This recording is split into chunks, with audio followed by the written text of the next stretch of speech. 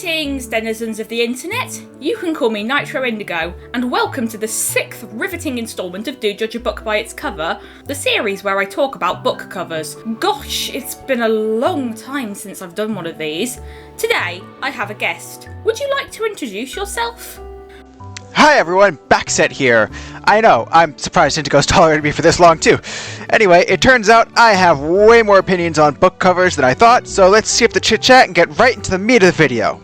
The cover of Lightning Mary is very striking, pun intended. The streaks of yellow are a nice contrast against the sea green and grey background.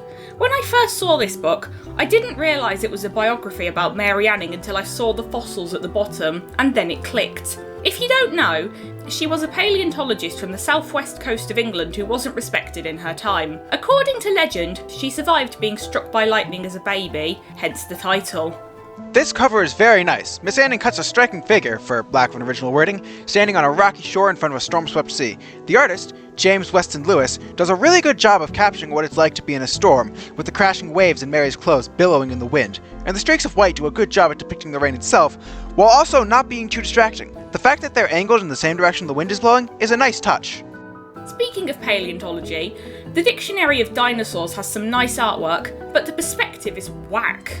At first glance, I thought the bird-looking guys were pterosaurs because they're so big. In reality, Microraptor was about the size of a crow, and Shanag is only known from a few pieces of its jaws. Paleontological inaccuracies aside, this cover isn't that bad by educational book standards. For one, it's actually illustrated instead of just being a bunch of stock PNGs arranged awkwardly in front of a white background. Dieter Braun has a very nice art style that's simplistic in an aesthetically pleasing way. It's not his A-game, as I feel a lot of the illustrations he does inside the book are nicer, and the alternate cover that's a close-up of a massive dinosaur eye looming over a bunch of other dinosaurs is much cooler, but it does a good job at demonstrating what you'll see in the book. The cover of Impossible Creatures is stunning. The protagonists are dwarfed by the sheer size and majesty of the dragon. Red and blue usually clash horribly, but here the contrast just works. Despite being set at night, the scene is bright and colourful. You can't see it in this image, but the hardcover sleeve is covered in golden foil speckles that look like stars. However, what really stands out to me is the review quote at the top, which compares the author to J.R.R. Tolkien and Philip Pullman.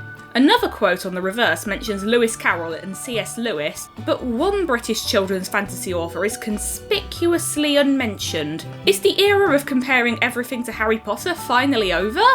I'm very picky when it comes to my fantasy, but this cover makes me want to run out to my local library and borrow a copy right now. In my opinion, fantasy adventure book covers are at their best when they're dynamic and dramatic.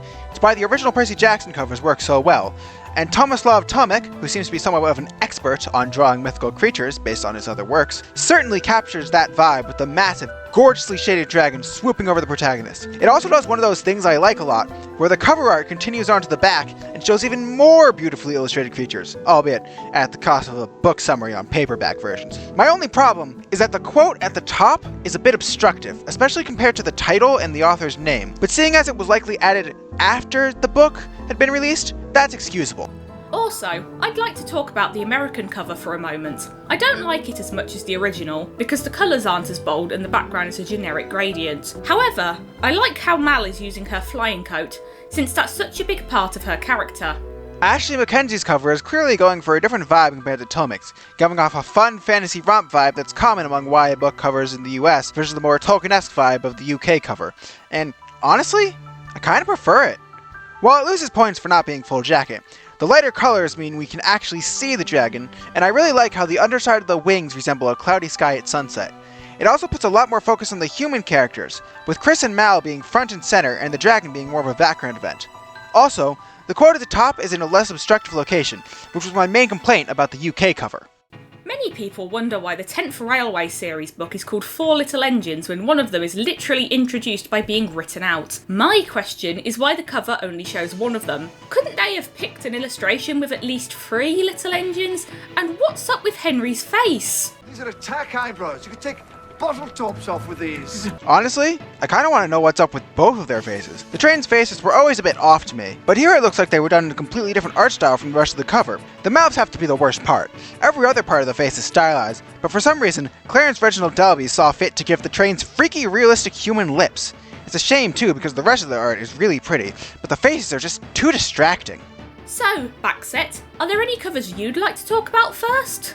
I'll admit, I have mixed feelings on Pokemon Adventures, but its covers, all done by Satoshi Yamamoto, are usually really good, with some really dynamic posing. The cover for Volume 1 of the Omega Ruby and Alpha Sapphire arc is no exception. All the characters are rocking their Auraz designs. I'm a particular fan of Ruby's snazzy specs. Latios demonstrates his new Mega Evolved form, and Zinnia poses dramatically in the background with her Mega Salamence, much larger than the rest of the cast. The posing's pretty good too, with Sapphire's feral all-fours attack pose and Ruby's cocky glasses push being my favorites. There are some cracks though. Ruby, Emerald, and the Pokemon look fine, but Steven has babyface to an almost uncanny degree, and Sapphire's arms are bizarrely lanky and monkey-like. Zinnia gets the worst of it. She looks fine at first glance, since she's covered up by all the other characters, but once you really examine her closely, you notice that the way she's drawn mid-leap doesn't look quite right.